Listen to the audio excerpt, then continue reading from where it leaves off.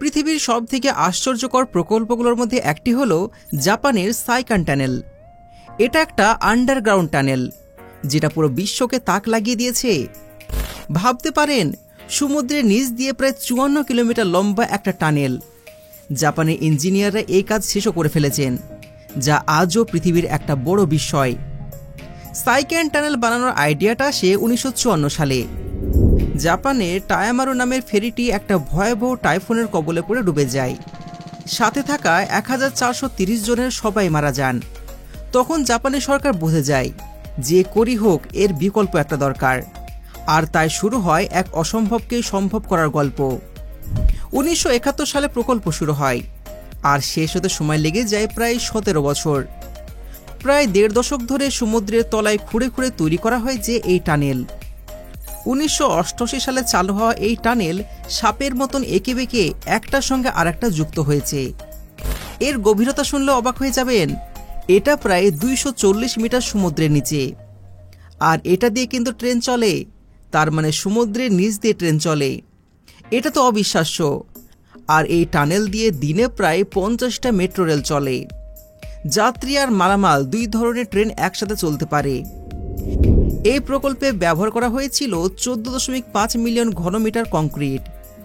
এত কংক্রিট দিয়ে প্রায় 50টা বড় ফুটবল স্টেডিয়াম ভরে ফেলা যেত।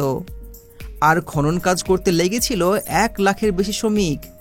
তবে মজার বিষয়টা হলো, এই টানেল করার সময় ভূমিকম্প ঝুঁকি নিয়ে ইঞ্জিনিয়াররা সব সময় সতর্ক ছিলেন। জাপান তো ভূমিকম্পের একটা দেশ, তাই টানেলকে এমনভাবে ডিজাইন করা হয়েছে যেন বড় বড় ভূমিকম্পেও কোনো ক্ষতি না হতে পারে। আরও মজার ব্যাপারটা হলো, টানেলের ভিতরে একটা এমার্জেন্সি স্টেশন আছে। যদি কোনো দুর্ঘটনা ঘটে, যাত্রীদের নিরাপদে বের করে আনার জন্য এই স্টেশন তৈরি করা হয়েছে। এই স্টেশনে সব ধরনের জরুরি সরঞ্জাম, অক্সিজেন সাপ্লাই আর নিরাপদ আশ্রয় রয়েছে।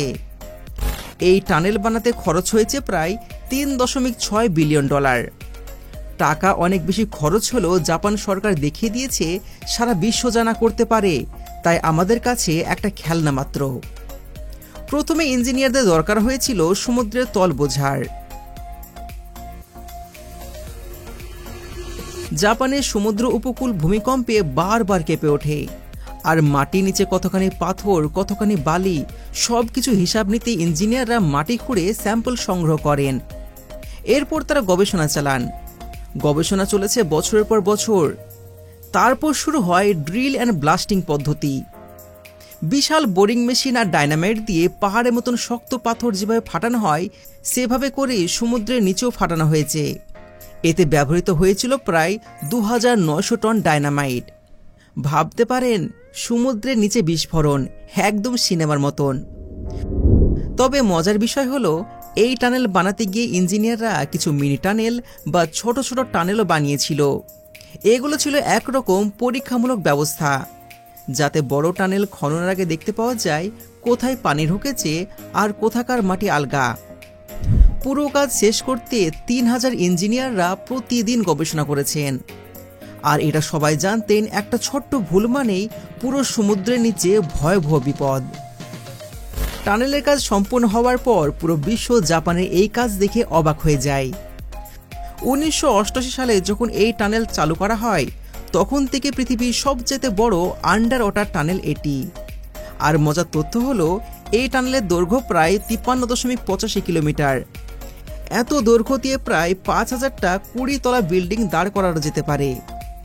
সব থেকে অবাক করার ব্যাপার হলো, বাইরের দেশগুলোতে কত অল্প বাজেটে কত বড় বড় কাজ হয়ে থাকে, আর আমাদের দেশগুলোতে তার থেকে বেশি বাজেট দিয়েও এর থেকে ছোট ছোট কাজগুলো পুরোপুরি কমপ্লিট করতে বছরের পর বছর সময় লেগে যায়। কখনো কখনো তো সেই কাজ কমপ্লিটই হয় না। আর ঠিক এই সমস্ত কারণেই আমরা এখনও জাপান বা আমেরিকার থেকে 100 বা 200 বছর নয়, 500-700 বছর পিছিয়ে রয়েছি। তবে এই বিষয়ে আপনার মতামত কি? আমরা কি আমাদের দেশকে পরিবর্তন করতে পারবো? আমরা কি কখনো জাপানের মতন হতে পারবো? অবশ্যই কমেন্টে জানাবেন।